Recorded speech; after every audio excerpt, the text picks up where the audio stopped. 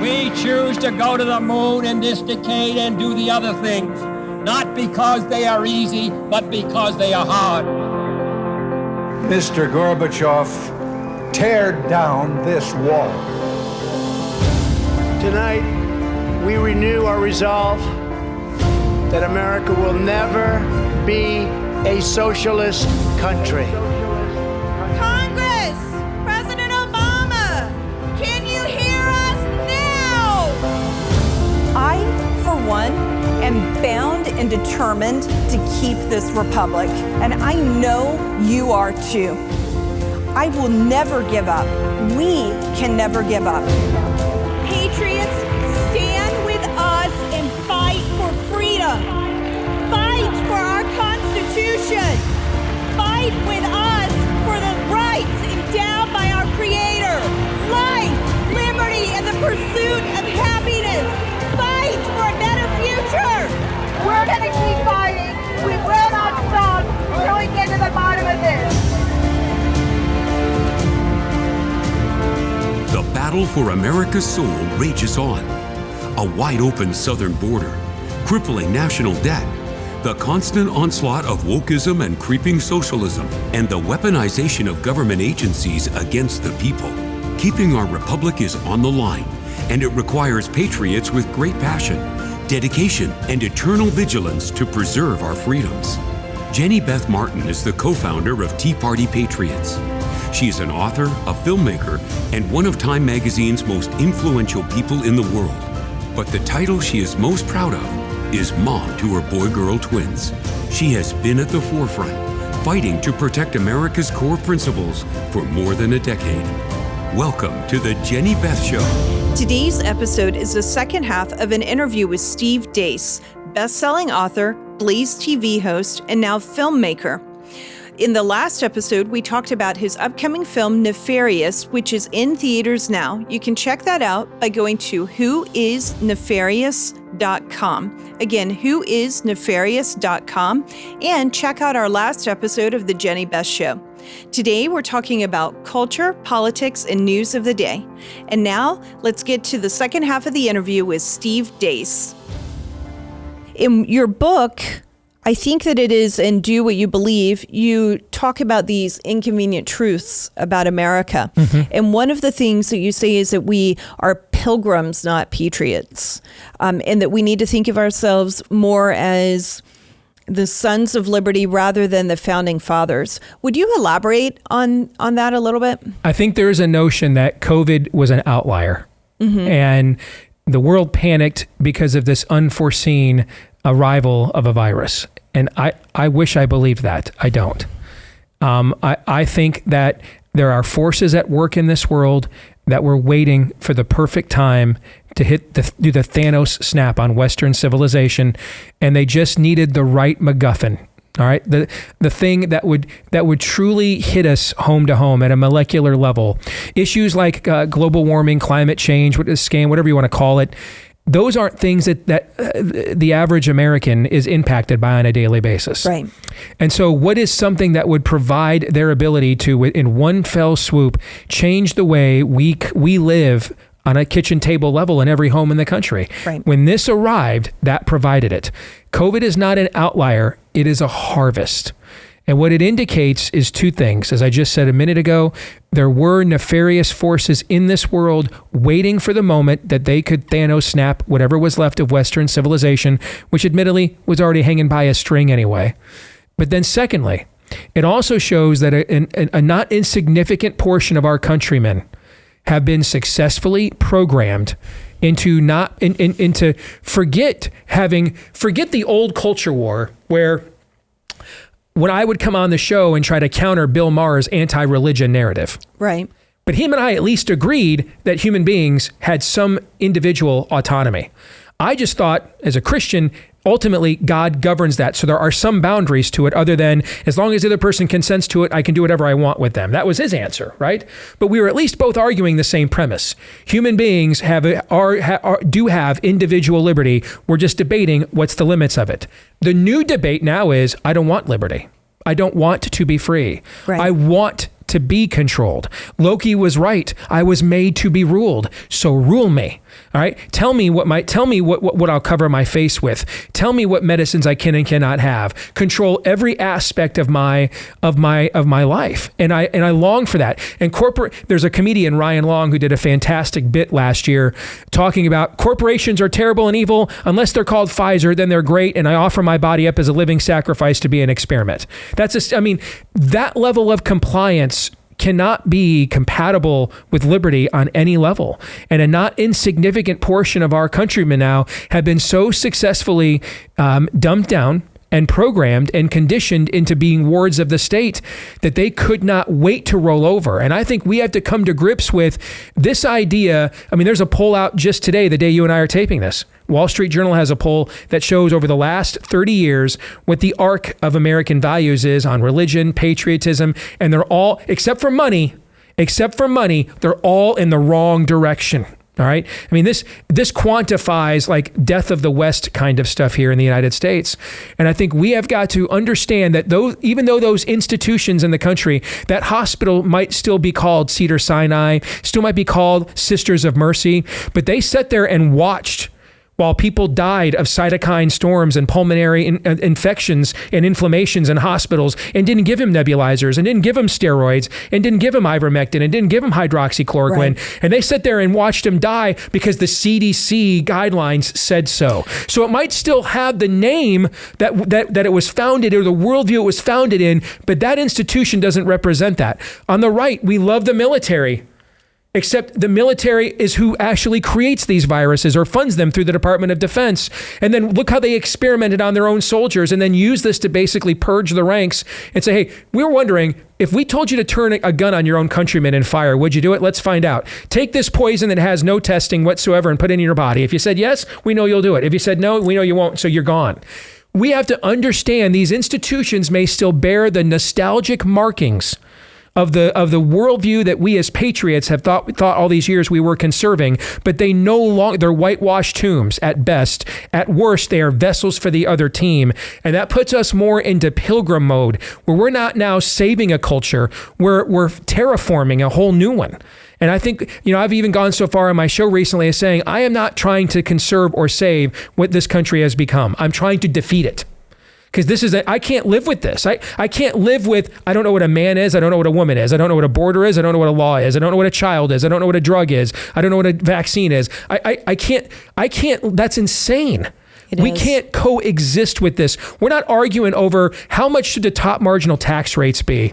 And is Medicare the best method in a social welfare state, the best method of reaching people, or entrepreneurialism and rugged individualism? I wish we were still arguing about those things. We're not. We're arguing about sanity itself. I think that's exactly right. It's sanity and it's truth and it's facts, and the other side has so manipulated all of it that we know what the truth is, we know what the facts are, and they say that we're crazy and that we're wrong for believing what we believe. And the sad thing about it is that normally we're the one, we should be the culture and people should be countering us, but instead they have become the culture and we're now the counter to the culture. And that's not normally how we've operated, at least in my lifetime in this country. I think that social media plays a big role in this. And I think that during these lockdowns, as more and more kids were on, we forced kids to get on the computer. Before we said screen time is bad, you can only have a little bit of screen time. And then we said, oh no, you have to be on the screen 6 hours a day, every single day, no matter what, for school. Well, if the schools were actually trying to educate through this quasi-online BS that wasn't really education at all. But social media, I think, has helped radicalize this up and coming generation that is now in college and high school or just graduating from college. And they've taught them things that are just not even correct or real. The fact that they can put on their name tags, him, right, and she, her, and people think that this is normal and acceptable. It's mind-boggling to me. Look at the current debate over whether to ban TikTok or not. The idea that we're going to ban TikTok to stop the Chinese from getting access to our data is laughable in the extreme. First of all, Google, Apple, almost every big tech company of consequence is a China simp. China's got all your data. Amazon. Yeah, they've got all your data already. All right. And let me tell you why you ban TikTok. Because the Chinese have used it as a successful psyop to put on display all kinds of demonic cultural rot gut that is infesting and infecting our own kids. And what happens is, and then the second problem is the destruction of the family.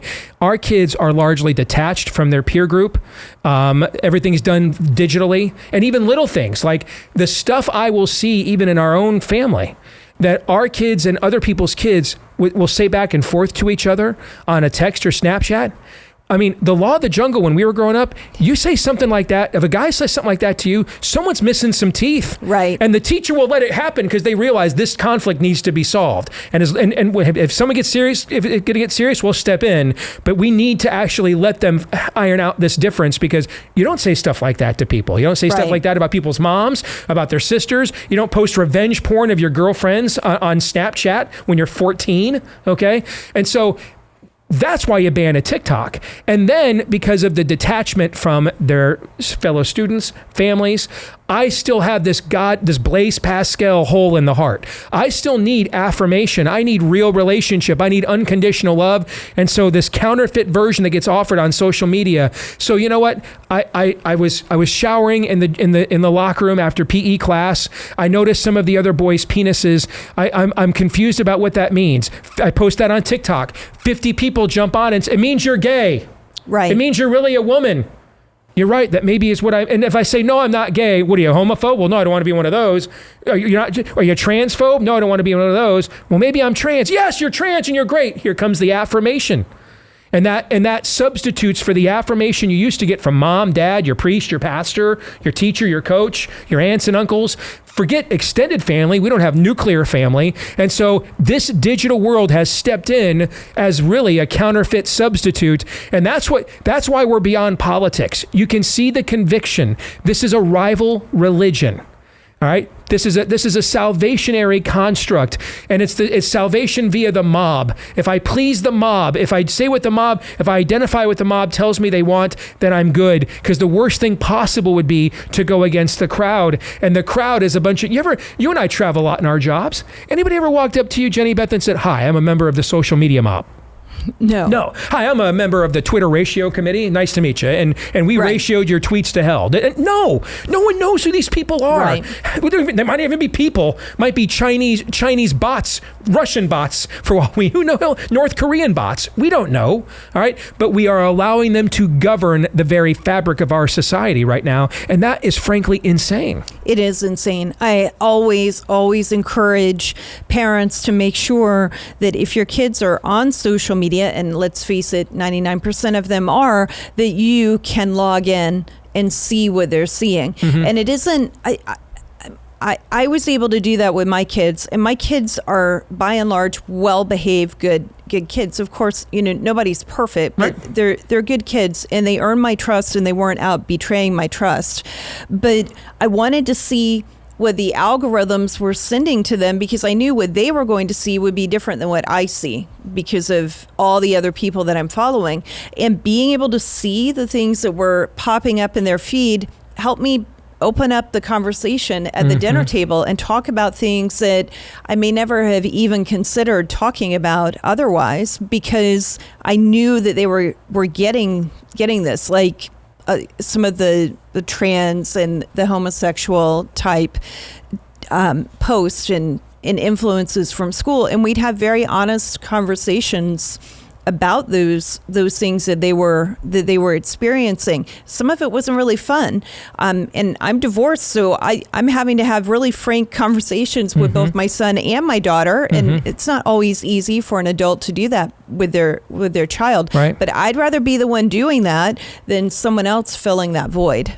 And that last part of what you just said is so key. Is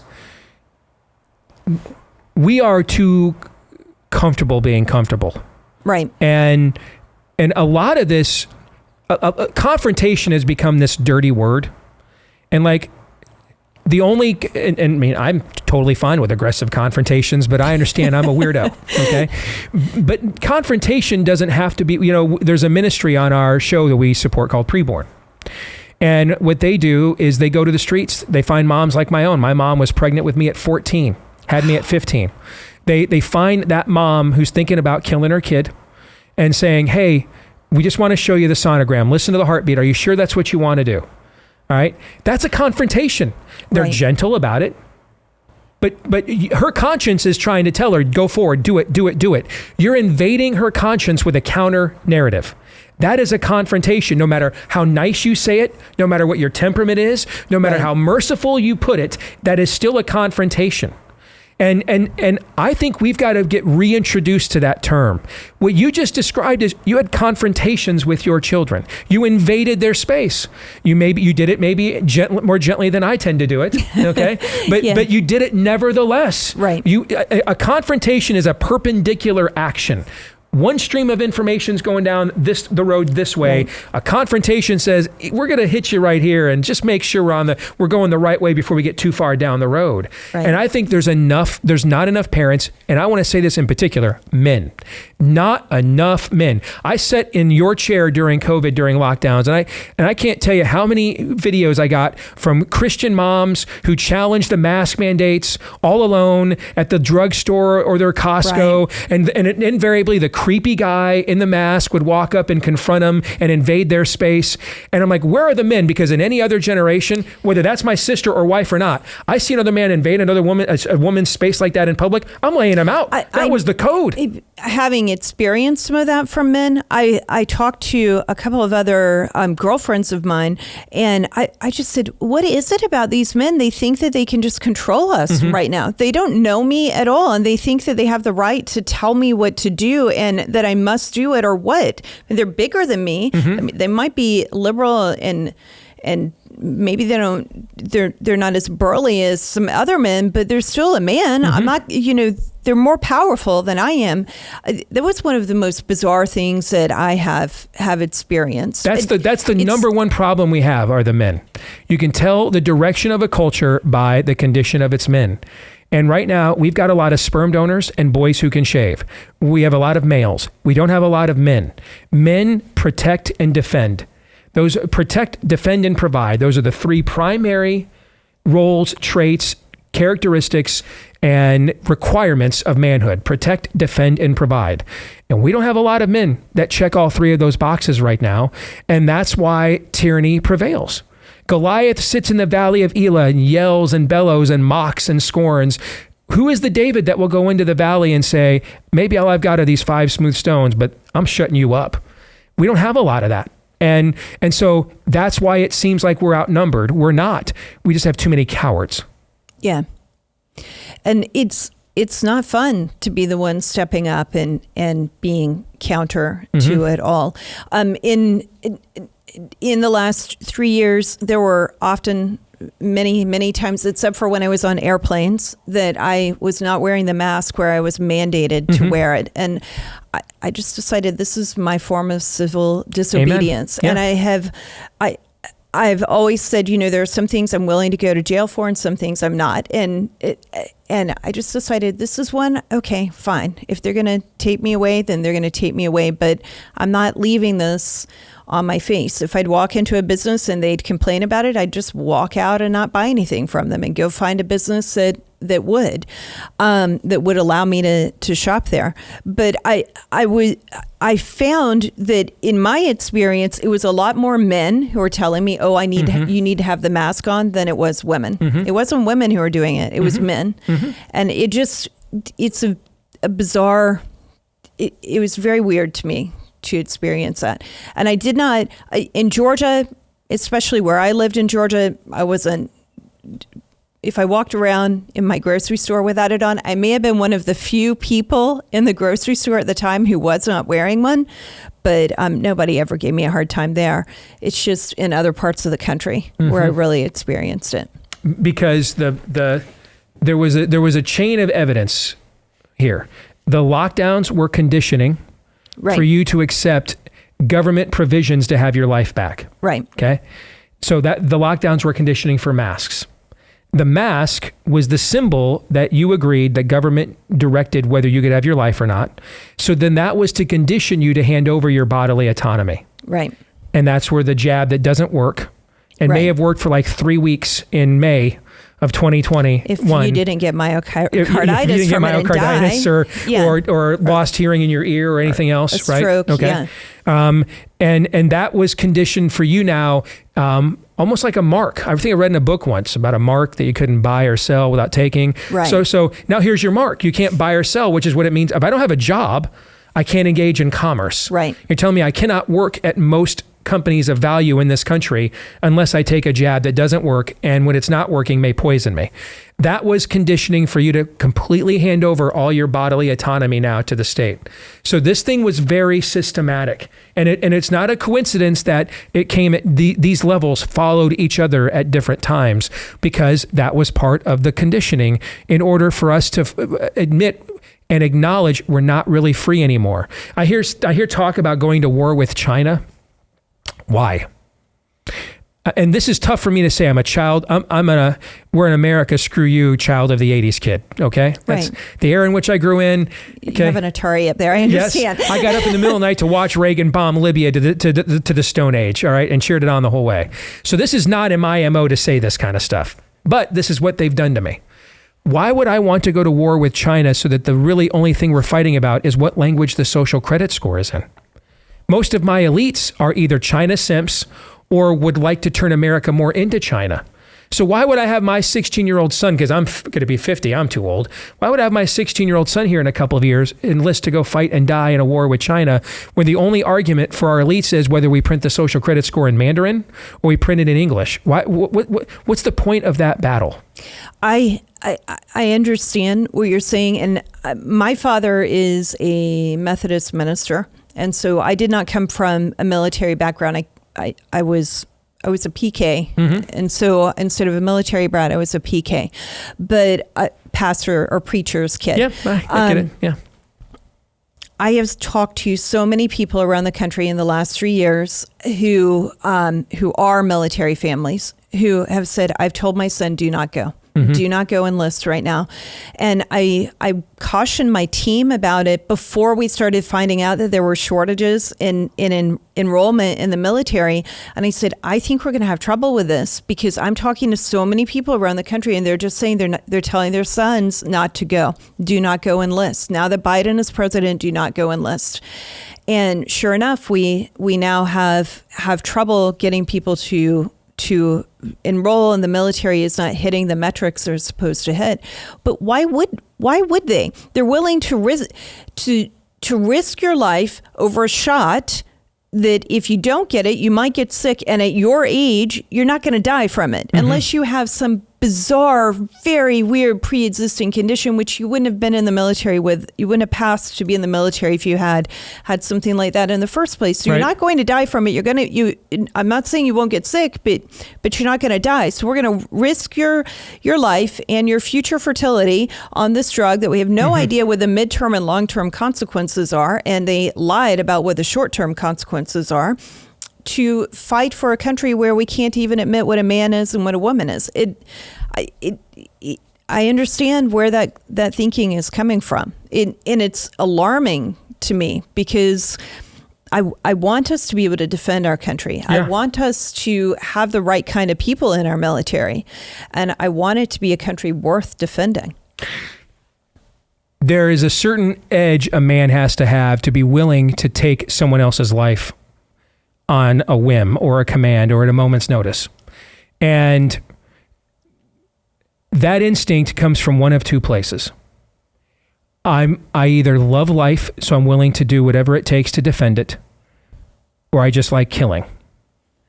When you remove the virtue and value of what military service means or service to the country means, when you wokeify it, when you trans it, when you rainbow jihad it, you, whether purposefully or not, you tend to drive away the kind of man who is on a razor's edge, but it's because he's zealous to defend life. And he's like, that's not my cause. I'm backing away from that. That's not my fight. And you tend to only kind of drag in the kind of guy who just says, I just I just like the killing. So, hey, you want me to turn the gun on my fellow citizens? Cool. You want me to shoot Chinese people? Cool. You want me to shoot Iranians? Cool. You want me to shoot the Tea Party patriots because they didn't want to take the jab mandate and they teach their kids that there's only 2 genders? Cool. I just like the actual act of doing that. And that is that's one of the things I see is so many of our institutions have been turned against the American people and weaponized against them. And I think on the right, because many of these institutions were founded by remnants of our worldview or the things we're trying to conserve or heroes of history that we are trying to emulate, we have been very slow to coming around to acknowledging this realization. And I think we have to have a real long conversation about just blindly giving the military, like every budget negotiation is won now by, well, we got more military spending. I mean, I don't know. I don't, why would I want to muscle up a military that is for a government that views me as a higher value target than, human traffickers that are coming across the southern border? I'm not that. I mean, I'm totally fine muscling up a military that wants to go to destroy the Mexican drug cartels. I'm not really all that fun, weaponizing a military who thinks that I should be on a watch list. And with some people, there can be no discussion about any cuts whatsoever to the military, which means that all the woke things that they're teaching, all of the trans thing, everything bad that they're teaching, we're just going to continue to fund it. There's not even any question. We're not going to say, well, at least let's look into what's worth keeping and what's not worth keeping. They don't even want to have that conversation at all. I think there's the bottom line is on the right. We have to see. I get concerned. There's 2 things that I'm the most concerned about on the right more than anything else. Number 1, all the real conviction is on the left. At the time you and I are talking, there is one state senator in Nebraska who is trying to shut down the entire legislature because they're going to ban Island of Dr. Moreau meatball surgeries on kids. That's her issue. That's the issue where she's like, I'll filibuster. We won't feed the poor. We won't provide health care. We won't fund the schools. We'll do nothing. If you're going to take away that we can mutilate children, I'll shut the whole government down. I think that's crazy. I think that's insane. But I also can sense she means it. There's a conviction there that we don't have. And I am concerned the level of zealotry it takes to say, I'm going to go to this library down the street from where you live in your church, and I'm going to expose my hairy nether regions and genitals to the children here. And I'm going to do it right in your face and right on camera because you're not going to do anything about it. That's the level of conviction people with our beliefs used to have that conviction. Right. We don't anymore. And the other thing I think we have to come to grips with too is nostalgia is paralyzing. We have to recognize, and we can't be like what the leftists used to be, where they were engaged in magical thinking, seeing the world for how they wanted it to be, not what it really was. These institutions may bear our namesakes. They may have allusions in the past to where they came from. They're not our institutions anymore. No. And I think we generationally have to accept this and see America for what it is, not what we want it to be. I think that it is easier for some of us to do that than others. Partly, it's easier for me to do it because the government was weaponized against me. The IRS targeted Tea Party and Patriots, and we are Tea Party Patriots, so we were targeted. And I watched so many people come up to me over the years with paper from the government saying, I'm being audited. I think it's because I donated to you or I posted something about you or whatever it might have been. And that made me realize the government can be used against me. And then we've seen it so much more. Watching what's happened with people who were in DC on January 6th and the way that the government has been used against so many people who, with the evidence that we've seen, had no business. Perhaps they committed a misdemeanor and they must be held accountable if they broke the law. I understand that, but they should have. Yeah, why is anybody who didn't commit a violent act still being indefinitely detained? Yeah, why are they not out? Yeah. Why are they not out? Yeah. And if the government has 10 different people who are informants, and they're going after 5, but they've got 10 different informants, as apparently is the case right now with Proud Boys. When this airs, there may be more information that we learn from that, but it's craziness. It's absolute craziness. I went to New York at one point in 2021. I had to go for a few meetings, and I could not eat anywhere. I couldn't even go inside to go to the bathroom because I didn't have my vaccine passport. Didn't And have your totem. even if I had the shot, I wouldn't have. That's my own. It's my decision between my healthcare provider. It's nobody else's business. I shouldn't be having to show you what I've done with my body for you to let me use the bathroom. And I sat in, there was a bathroom available in Central Park. We just sat in Central Park. I didn't eat. I went between meetings and I sat in Central Park, opened up my computer, connected to my hotspot, and finally I got back to the airport where you didn't have to have any of that stuff, and I could eat again. So the whole thing was a charade because they weren't serious. If they were serious, you wouldn't have been able to do all that. They were only serious about the compliance, not the policy. Yeah, it was the compliance. It didn't matter how many people were passing through the airport and being physically close to other people who lived in New York. It was all compliance. Yes. But when you see that is what the greatest city in the world is willing to do to us, I don't have trouble stepping away and going, we've got major problems now. Think of the level of conviction it takes to impose that on people, though. Yes. You don't do that. You don't do those things on a lark. You do them because you really believe them. And the era, and maybe this is where we have a generational advantage. You and I are both Gen Xers, okay? The era of the silent majority is over. It is not 1984, and if it is, it's not in the context that we think it is. It's an Orwellian one, okay? Right. And we have to understand that it's going to require more than voting, than going the old paradigm of let me go home, work all day as hard as I can, see my kids, okay, watch Fox News all night, get my download, and vote Republican to save America every 4 or 6 years or 2 years, depending on the office. This is going to take a level of commitment way beyond that, because the level of conviction we are up against to be willing to impose the kinds of things you just described on people takes a level of conviction that right now, Jenny Beth, we don't have. And we're going to have to up our game where that is concerned. Otherwise, things will only get worse from here.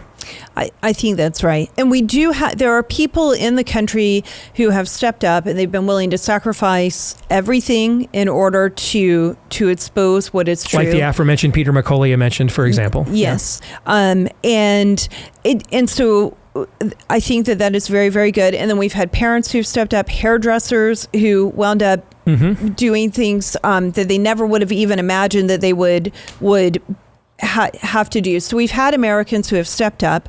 Governor Kemp in Georgia opened Georgia before any other state, and he was ridiculed and mocked for doing it. And he just said, I'm not going to let people starve, and I'm not going to let them go bankrupt. And I was like, yeah, that's you're talking my language.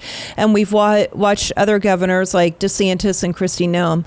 And we just have to make sure we are learning from those examples and doing everything we can, as you've described, making red places even redder. Amen. And showing the difference for what can be versus what exists in places like California and New York. Amen. And Seattle. So, well, thank you very much for this really good discussion, Steve. You bet. Thanks for coming out here. It was good to meet you. It's good to meet you. And Nefarious, everyone's got to go watch that. It's going to be in theaters on April 14th. April 14th. You can pre-order tickets now. Okay. At whoisnefarious.com. And a list of theaters around the country will be there. You can order tickets right now there as well. Whoisnefarious.com. See the trailer, the poster, all that cool stuff. Very good. Well, thank you so much for being with us. And I am Jenny Beth Martin, and this is the Jenny Beth Show. The Jenny Beth Show is hosted by Jenny Beth Martin, produced by Kevin Mooneyhan, and directed by Luke Livingston. The Jenny Beth Show is a production of Tea Party Patriots Action. For more information, visit teapartypatriots.org. If you enjoyed this episode and want to stop freedom thieves from turning our country into a communist nightmare, be sure to click the thumbs up and subscribe to the channel. And while you're at it, click the notifications bell to get an alert every time we post a new episode.